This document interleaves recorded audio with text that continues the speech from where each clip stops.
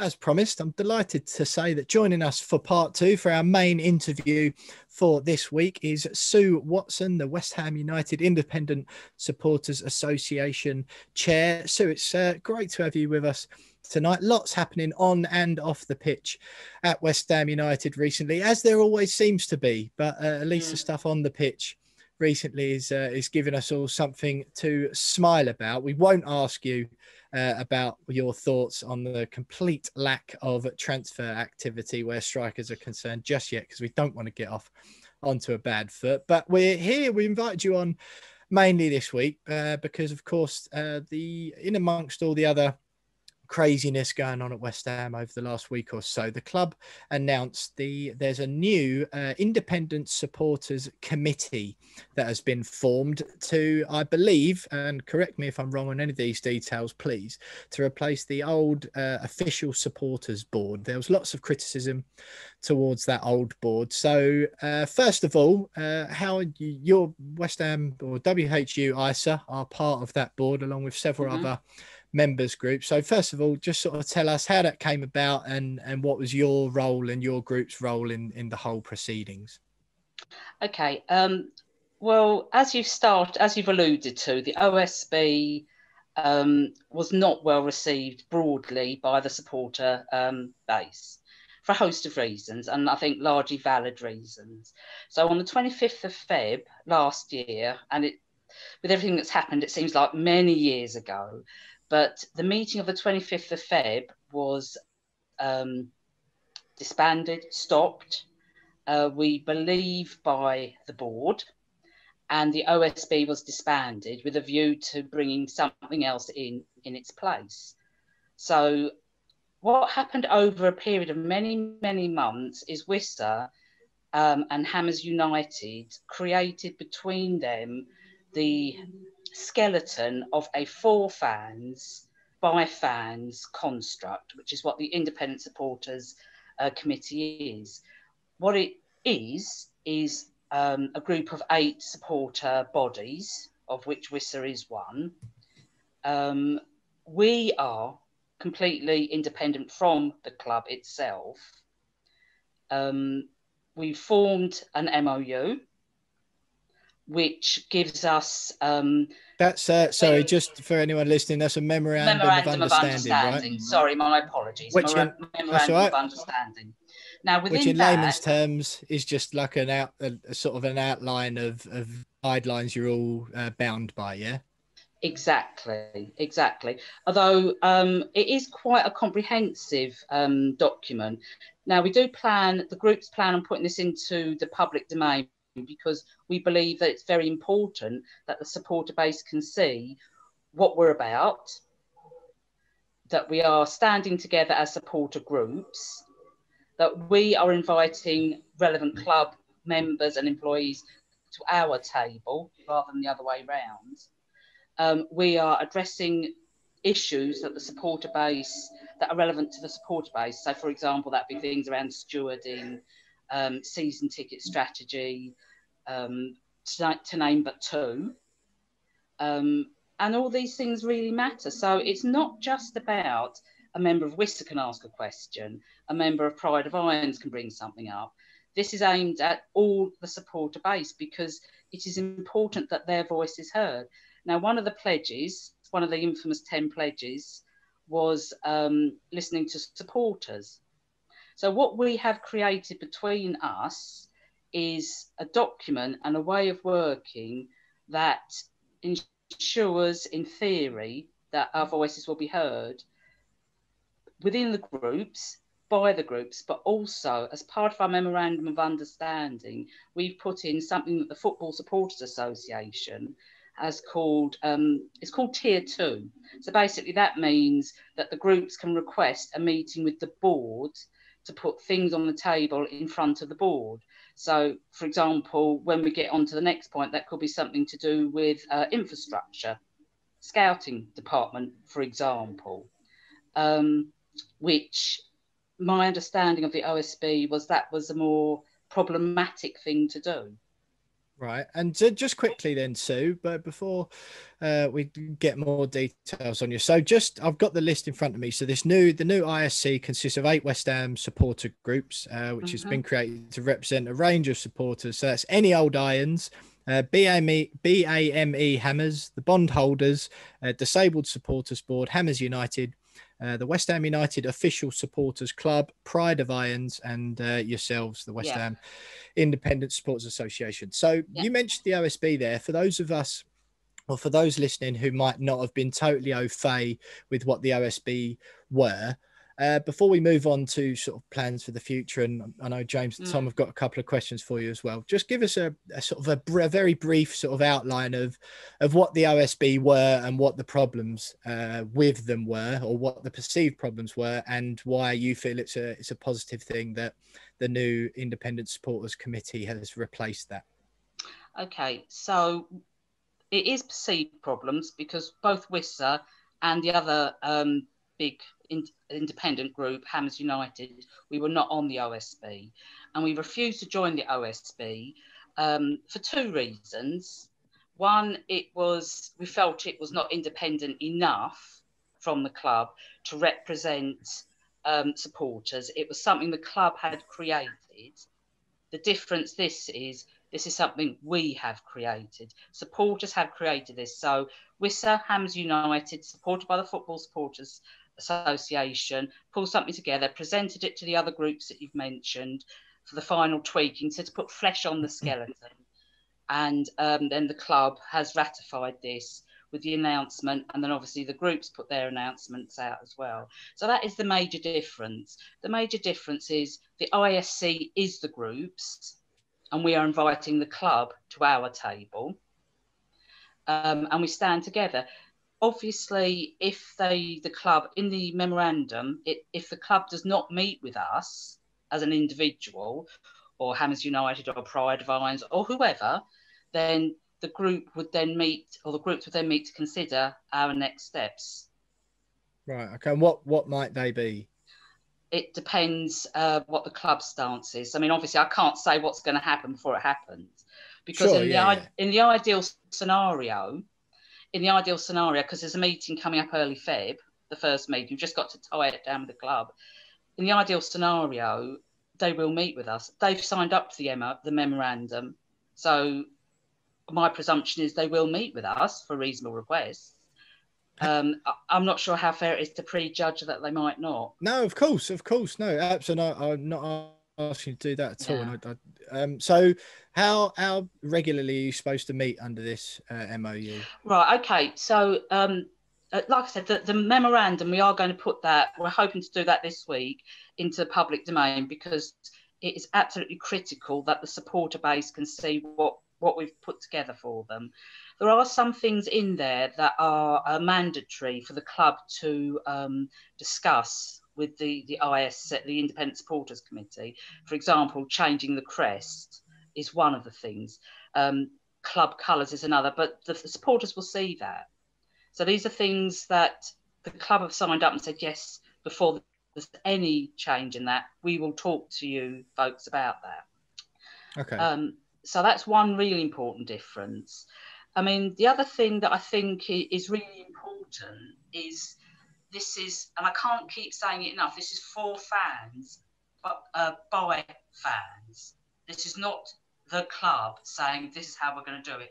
So we are anticipating that the meeting will consist of a smaller group of people. There's going to be at least 4, we're calling them executive meetings with the relevant club employees, because that's the other thing. On a day-to-day basis, the head of ticketing obviously has a large say over the ticketing strategy. So season tickets, Ben Illingworth, match day, the way the match day runs. So he might have something to do with, well, kind of to do with stewarding, as well as all these companies that do it. So it's the relevant day-to-day stuff. This is what people really need action on. And then some of the really bigger stuff that we are going to get onto around infrastructure is where you have your tier 2 meetings with the board. Now, the groups themselves are going to meet once a month between them to make sure whatever we're working on is ongoing. And there's also going to be opportunity for sub meetings with various relevant people. So again, and I keep saying season ticket strategy, but every club will be thinking about season ticket pricing for next season, or what is going to happen, coronavirus, depending on how that goes. So there might be a small working group with the club, and that would happen in between the 4 big meetings.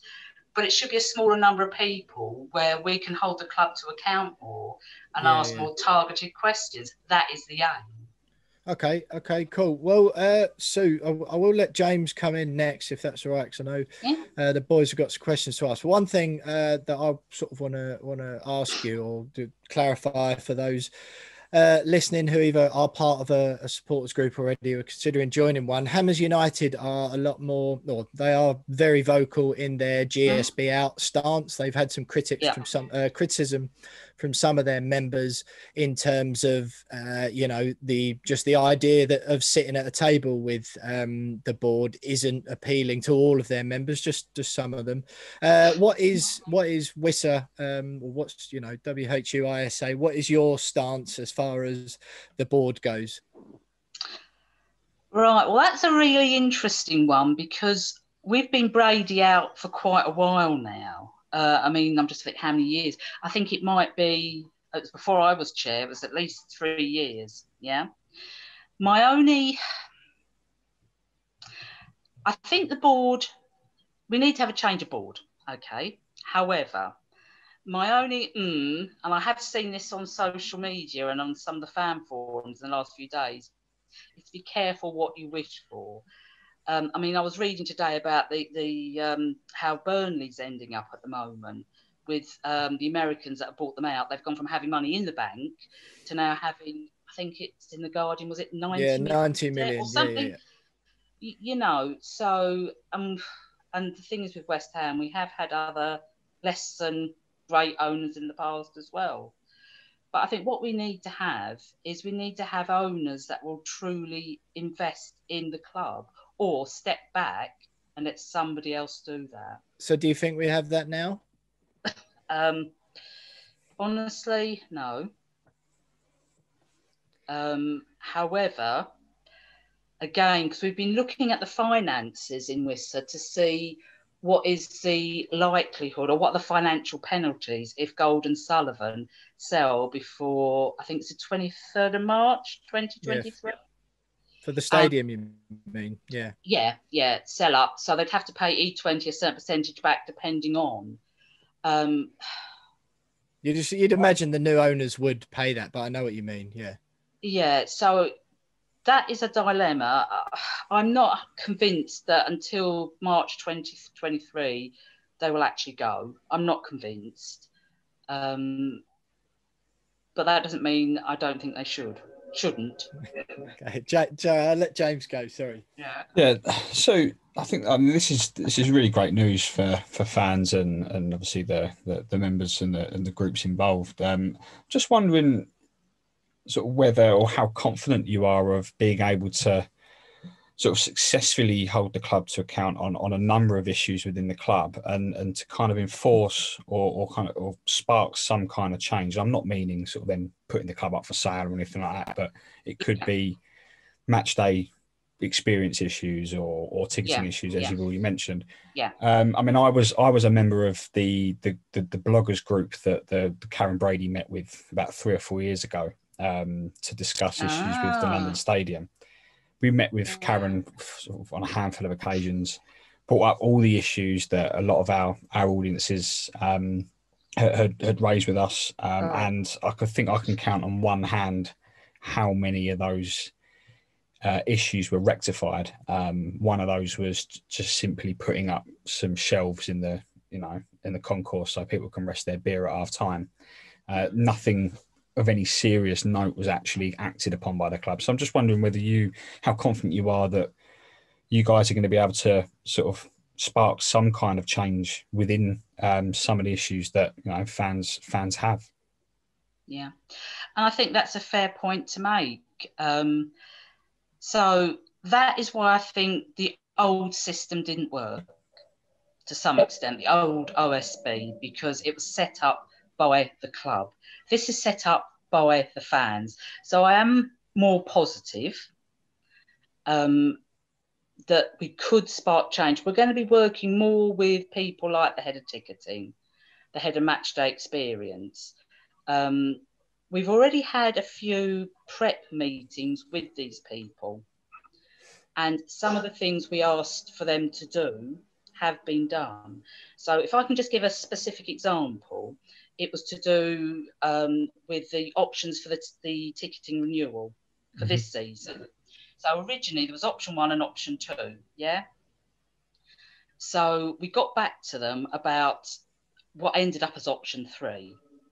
Well, got back to the head of ticketing, which, okay, perhaps should have been done at the same time, but we were able to put enough pressure on and that was done. Now, yes, I can see the argument, maybe we should have had an option 4, and I accept that. So that's why I'd be very keen to start talking about ticketing strategy for renewal at our first big meeting. Yeah. So that was one very specific example of how we managed to make a change. I am hopeful insofar as we are going to be working with heads of various departments. So the changes we're going to be asking for when we meet as the ISC, the Independent Supporters Committee, is going to be things like you've mentioned, like I've just mentioned as a specific example. Where other changes might come around the infrastructure, which I'm sure everybody would agree does need some desperate attention in all departments.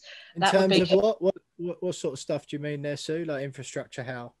Right, well, one of the things, and WHUISA isn't alone in calling for this, is a dedicated director of football, an experienced, dedicated director of football.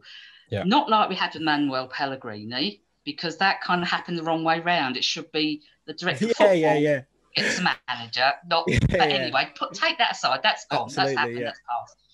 But the director of football will also hold the overview of what strategy will be needed, what players will be needed to balance the team.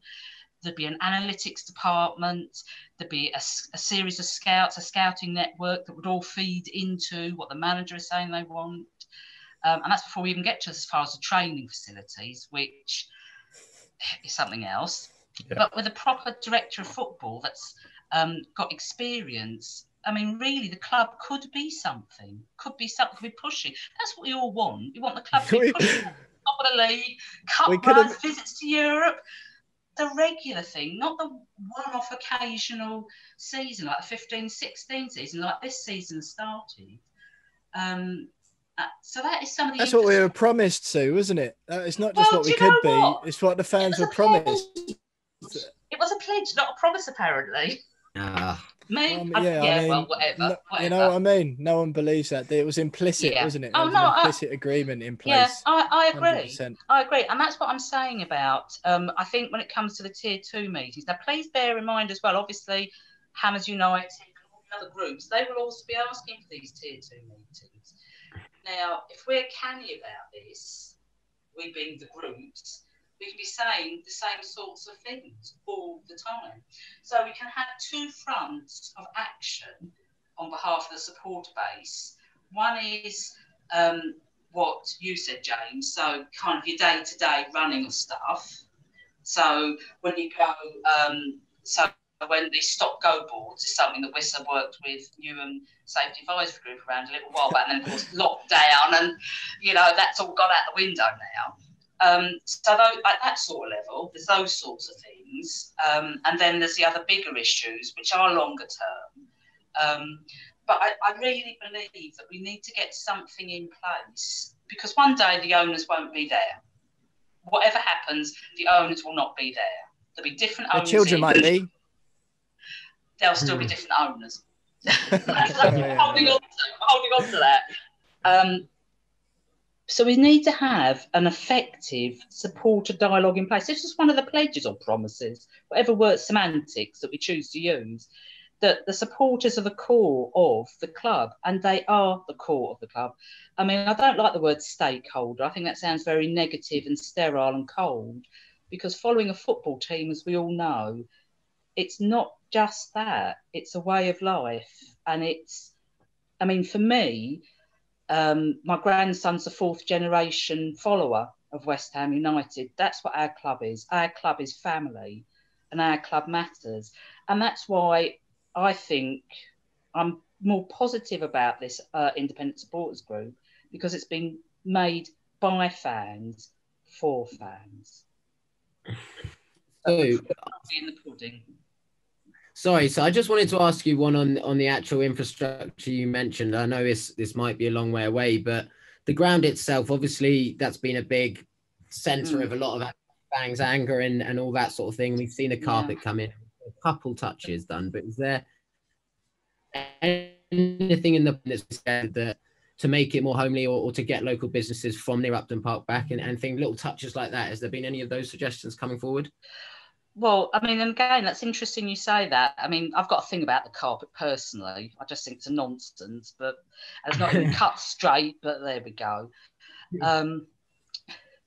They've edged off, or they've squared off to the stands, haven't they? Now, I'll be quite interested, because I was involved in that. I have a seat in the season ticket in the Bobby Moore Lower. So I've got quite a personal kind of interest in how this is going to look. But I think as part of it, you see, part of the complexity and difficulty with this stadium is it's owned by this person, and then the catering's done by that person, and the stewarding's done by this other agency. So there is no almost cohesive catering strategy. Now, at one point in the agreement with E20, there's mention of, for example, the price of a pint being relevant or being the average of, I think it was 3 or 4 other big London clubs of similar size. So that's probably Chelsea, Spurs and Arsenal, basically.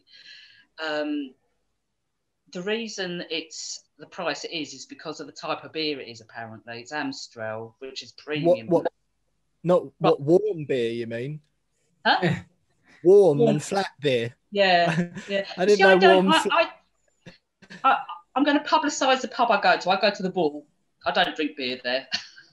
I don't do Guinness or whatever there. So, but no, I agree with you. I think there needs to be a strategy, or some of the businesses that were at Upton Park, that were at our home ground, to come here to make it feel more like what we were used to. Again, it gets back to the family concept, because they were part of the family experience. So the other day I was looking for a particular programme and I thought, oh, no, because there used to be a couple of programme sellers. If you missed the game or you missed something, there was a big programme seller you could go and get. I mean, I used to always stop at Ken's Cafe and get my programme from there. That was just ritual I had. Well, of course, I think he might have closed up now, Ken's Cafe. I don't know. Well, me and James filmed for Match of the Day, didn't we, James, in Ken's Cafe last year? But is he still? Yeah. Is he still around? Do you know? I think they've closed up now. They've closed up since. Yeah. Pretty sure. Yeah, I think they have. Well, so Sue, one final question, if that's all right, before we let you go. You mentioned that your organisation's been Brady out for a long time. Your Twitter bio is blocked by @Karen Brady. So you've been blocked by her on Twitter. How does that relationship or situation change now? You're on the board, on the Independent Supporters Committee. You'll be sitting, I assume, in some of these meetings across from Karen Brady. Is that something that you expect to be changed? Certainly the blocking on Twitter and just the general relationship between the two. How do you see that playing out? Okay, well, the ISC is the groups themselves. The Independent Supporters Committee are the groups. We are meeting with primarily people that run the club on a day-to-day basis. Now, it would be naive of me to think that Karen Brady will not attend at least one of those meetings. I would anticipate she would want to. You'd hope she would, wouldn't you? You'd hope all the big players at the club. Well, yes and no, because, I mean, obviously Tara Warren, I would presume, would also be in attendance. But one of the issues for those of us the who know who Tara Warren is. Right, Tara is head of communications. She's also a director. So in theory, she has quite a large say in various aspects of the running of the club, and in seniority, I would presume is above head of ticketing, the supporters liaison team, etc., etc. Now, Karen Brady is very astute, whatever she is or isn't. She's an astute person. This, as groups, we have come together to create this to help them fulfill their pledge to work with supporters and listen to supporters. So I anticipate she will attend some of the meetings. Now, we are generally, the expectation is we will prepare an agenda, we being the supporters committee. The agenda will, obviously the club will have a few things they will want to put on. The club will provide the relevant person or people that can address the agenda items. So I don't know if it's ticket or be head of ticketing, if it's to do, or they will invite the relevant person. The supporters liaison officer, Jake Heath, will always be in attendance because he's the main link between the group and the club. For the first year, the Football Supporters Association, that's been very heavily involved in supporting this setup, is also going to attend. They will have a rep there, Ashley Brown, who's leading from the Football Supporters Association perspective on setting these sort of things up. I think his role will be very useful because he's going to act as our advisor and give us a little bit of guidance as we get up and running, because this is a completely different construct to what's gone before. So yes, Karen Brady quite potentially will be there, but the expectation is that she'll be there to answer our questions because we are holding them to account. Now, will one of your questions be, can you unblock us on Twitter, please? Well, but do you know what? She may or may not block us on Twitter, but at the end of the day, if we can get things better for supporters and the fan base, that's all I'm really interested in.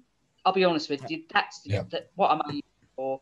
I'm aiming for so that when anybody walks out, they're not being herded like cattle with stop-go boards and my dad hates those. Yeah, my dad will be pleased. He might join WHUISA just off the back of that, I think. Yeah, you know, but so many other things. There's so many things that people say, oh, we're really cheesed off with this. We don't like this. We don't like that. You know, that's what I'm interested in. I think, I know I'm coming across as quite hopeful, but I am quite optimistic about this because this is a different construct. This is completely different to what they've had before. And if it doesn't work, and I was actually, we had, obviously we've got a WhatsApp group or between the 8 of us, and I was talking with them today, you know, any key points you'd like made, whatever. And one of the key things a lot of them were saying was that to emphasise that we, the groups, are the ISC, the Independent Supporters Committee. We will stand together, and if needs be, we will talk and decide what we're going to do depending on the club's response. But at the moment, the club appear to be as optimistic and as positive as we are. So I think we've got to give this a go. We have absolutely. It's not worked in the past. It hasn't been what we would like it to be because it hasn't had the impact we would like it to have.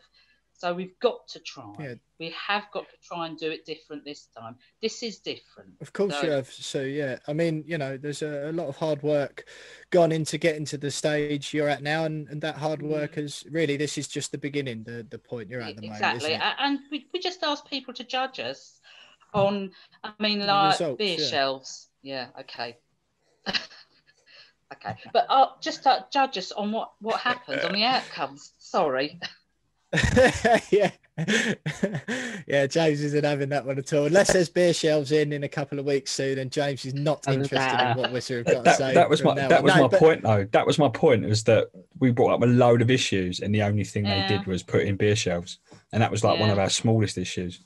Well, some of that. It was one of my biggest ones, to be fair. But yeah, but there's loads less warm, flat beer being spilled all over the place now. Exactly. Isn't there? So positive steps. Well, look, Sue, it's been brilliant having you on. I think you're totally right, and to approach it from the stance that you are of all you're bothered about, or the main thing you're worried about is improving supporters' situations or experience at the London Stadium. That is admirable, and that is what all your members will want from you, isn't it? I know there's a lot of the fan base who've got bigger ideas about what should be changed at the football club, and that will likely always stay with a lot of people, but that doesn't mean that there's some of the stuff underneath that, be it ticketing, be it shelves, carpets in the stadium, whatever they might be, there's no reason to not try and amend or improve some of those as well in the meantime, until such a day that as some fans would like, the owners do move on. Well, look, Sue Watson there, WHUISA, West Ham United Independent Supporters Association Chair, whose group has just formed the Independent Supporters Committee even at West Ham. So we really appreciate you coming on to the show tonight. I hope that was informative for everyone listening at home.